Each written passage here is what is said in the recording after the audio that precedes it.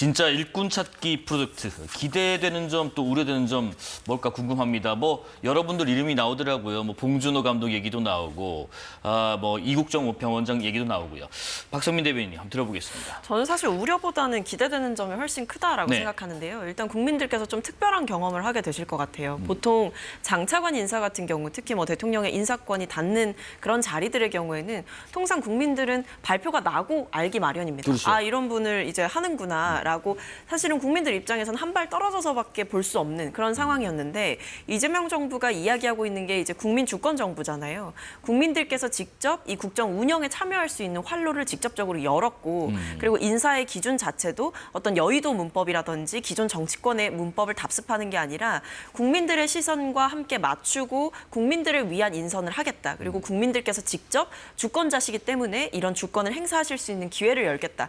이런 것들이 저는 굉장히 좋은 시도다. 파격적이면서도 좋은 시도다라는 생각이 들고요. 네. 또 한편으로는 설령 이 국민추천제를 통해서 적합한 인물을 찾지 못한다라고 하더라도 이 대통령실에서 밝히고 있는 것들을 보면 이 추천된 인사들을 데이터베이스화하겠다는 겁니다. 그러니까 인사 여러 가지 앞으로 이제 인선을 할 일들이 많고 또 정부 기관이라든지 여러 곳에 인선을 낼 수 있는 기회들이 많고 이번 그 기수가 아니더라도 차기에 이제 또 인선을 하게 될 때 한 번씩 이제 교체가 되잖아요. 네. 그럴 때도 충분히 고려해 볼 수 있는 후보군들이 늘어난다라는 거는 국민들을 위한 적임자를 찾는 과정 속에서 저는 매우 생산적이고 창의적인 과정이 될 거다 이렇게 보고 있습니다. 뭐 조금 다른 얘기지만 기자회견이나 뭐 대통령실에서 이제 발표를 할 때도 기자들을 비추는 것도 이제 어떤 국민이 제안해서 그것도 좋겠다 해서 받아들였고 장차관이나 공공기관장 후보에 대한 추천도 받겠다. 뭐 기대와 우려, 박성민 최고께서는 기대되는 부분을 말씀해 주셨습니다. 저는 국민 추천제가 일단 국민들한테 관심을 이제 불러일으키게 한다는 거, 그거에선 분명히 장점이 있을 것 같습니다. 하지만 이제 자칫 이게 인기 투표로 가버리면요. 인기 투표. 인기 투표로 가버리면 이제 정부라는 이제 중요한 중앙 부처를 이끄는 수장이 과연 중앙 부처를 이끌 수 있는 능력이 있느냐, 이 문제도 다른 거거든요. 그 능력이 있느냐 문제, 그다음에 정책에 대한 예도가 있느냐, 이런 문제가 있을 수 있고요. 네. 또 이제 인기가 그렇게 많은 사람들이 이렇게 몰리다 보면 누구를 정할지 결정하지 못하면서 대혼란에 빠질 수도 있습니다. 본인이 뭐 추천한 사람들이 같은 경우 서로 경쟁을 할 수 있는 거죠. 예를 들면 인기 아이돌 같은 경우 팬들끼리 서로 경쟁하듯이 그런 경쟁하면서 혼란도 발생할 수 있는 거죠. 불필요한 혼란이 될 수 있는 거고요. 네네. 또 하나 만약에 정책을 집행하다가 잘못됐을 경우에 책임 문제가 있을 수 있는데 그러면 그렇게 국민들한테 인기에 병합해서 임명된 사람이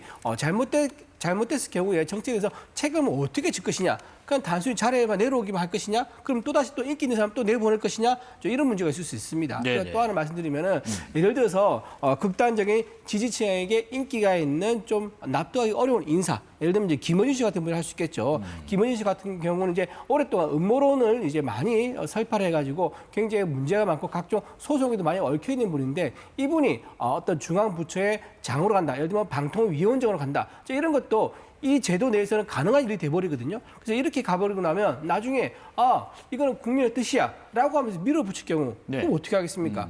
이렇게 인사 검증을 아주 얕은 수준으로 하거나 또는 본인이 직접 임명하기에는 국민적 부담이 있거나 저항이 있을 것 같은 그런 인사들을 앉히기 위한 수단으로서 악용될 수도 있기 때문에 국민 추천 제도는 장점도 분명히 있겠지만 단점이 제가 보기에 좀 더 많아 보이는 그런 제도라고 평가하고 싶습니다. 어떻게 하면 되느냐 했더니 인사혁신처 국민추천제 홈페이지나 이재명 대통령 SNS 계정 등을 통해서 글을 써서 참여할 수가 있고요. 이렇게 접수된 정보를 정리해서 말씀하신 대로 공직기강 비서관실의 인사검증을 거치고 공개검증 통해서 정식 임명을 하게 된다라고 설명을 했습니다.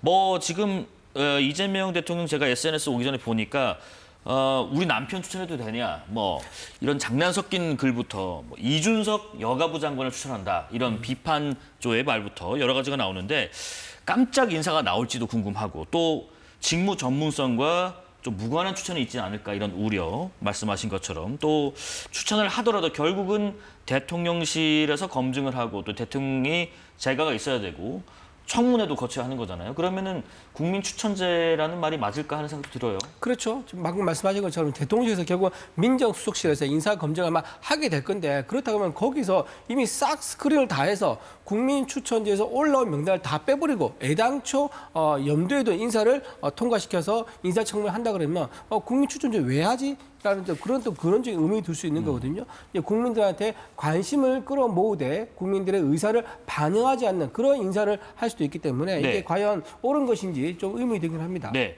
혹시 뭐 박성민 최고께서 이런 분의 이런 자리도 괜찮겠다 하는 인사가 있으실지도 궁금해요. 글쎄요, 사실 저는 근데 국민들의 선택이 궁금하기는 해요. 그러니까 왜냐하면 이제 사실 제 머릿속에는 보통 대부분 스쳐 지나가는 인물들이 정치인 출신 혹은 그러시겠죠. 정계에 몸담고 있는 분들이 많이 떠오르거든요. 사실 이런 국민 추천제의 저는 순기능은 아까도 말씀드렸지만 참신하면서도 적임자인 인물이 갑자기 등장할 수 있다라는 겁니다. 왜 우리도 보면 여러 오디션 프로그램 이런 뭐 가수들을 이제 선발하는 그런 프로그램을 봤을 때 정말 일반인인데 잘 모르는 분인데 처음 보는 분인데 너무 실력자인 경우들이 있잖아요. 네네. 그렇게 하면서 대중들 앞에 모습을 드러내고 활동을 이어가는 이런 케이스가 이제는 약간 흔해진 상황인데 저는 이번에도 뭐 여러 가지 검증을 거치기는 합니다만 그것은 당연히 공직자를 임명한다라고 했을 때에는 필수적으로 수반돼야 되는 검증의 절차인 것이고요. 그것과 별개로 애초에 후보군 자체에 국민들이 선택하신 혹은 국민들이 보셨을 때 보다 적임자인 인사가 떠오르게 된다면 인재 영입의 풀 자체가 늘어난다라는 것 자체는 저는 국가에 굉장히 좋은 일이다라고 생각하고 있습니다.